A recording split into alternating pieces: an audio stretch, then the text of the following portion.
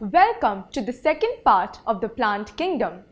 In the last lesson, we learned about the different parts of a plant and the life cycle of a plant.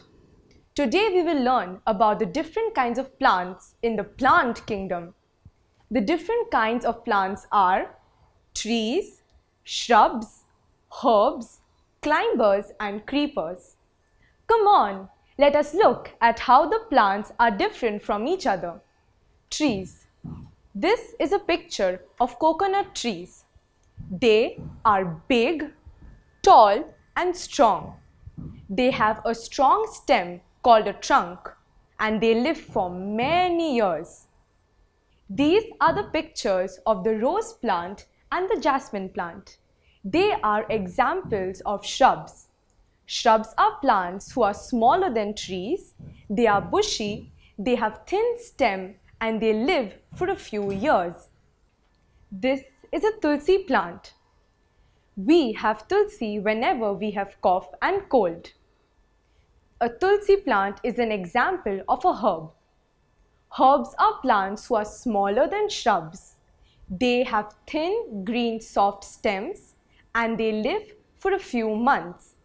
These are the pictures of the grape plant and the money plant. No. Money plant does not give us real money. They are examples of climbers. Climbers are plants that have very weak stems and they need support to climb. These are the pictures of the watermelon plant and the pumpkin plant. They are examples of creepers. Creepers are plants who have very weak stems and they crawl along the ground. Come, let us put these plants each in the group which they belong to. Let's do this together. Remember the various features of the plants we spoke about earlier in today's lesson? We have to check those to be able to put them in the right group. Let us take a look at the first picture. What do we see? It is a mango tree. So, a tree should be big and it should have strong stems and branches. Does a mango tree have these features? Yes, it does.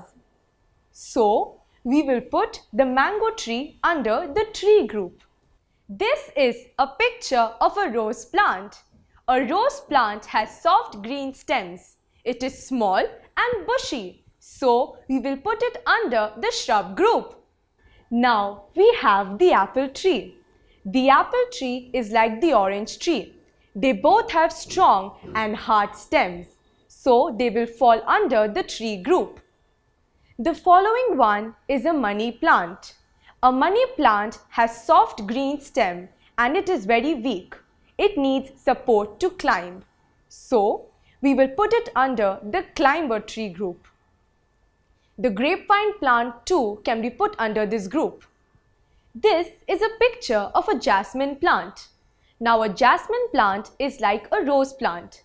They have soft green stems, are bushy and smaller than trees. So the jasmine plant will go under the shrub group. This is a picture of a pumpkin plant. Now a pumpkin plant has very weak stems and it crawls along the ground. So we will put it under the creeper group. The watermelon plant is also like the pumpkin plant. It also comes under the creeper group. This is a picture of the tulsi plant. Now, a tulsi plant has soft green stem. It is small in size and it lives for a few months. So, we will put it under the herbs group. Now, mint and grass also have the same features. So can we put them under the same group too? Yes, we can. Fun fact, did you know that bamboo too is a type of grass? Interesting, isn't it? Now let's take a quick recap of all that we have learned in today's lesson. So we know that all plants on land can be divided into 5 groups and they are trees, shrubs, herbs, climbers and creepers. Oh, and before I go, here's a little something extra for you to know. There are some plants that are found in water. These are called water plants. A lotus is an example of a water plant. Water plants grow in water.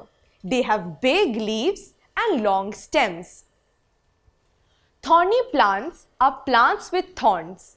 A cactus is an example of a thorny plant. These plants have spikes, store water in them, and are found in deserts. I hope you enjoyed this lesson. See you in the last part of the plant kingdom. That's it for today. Keep learning, keep smiling.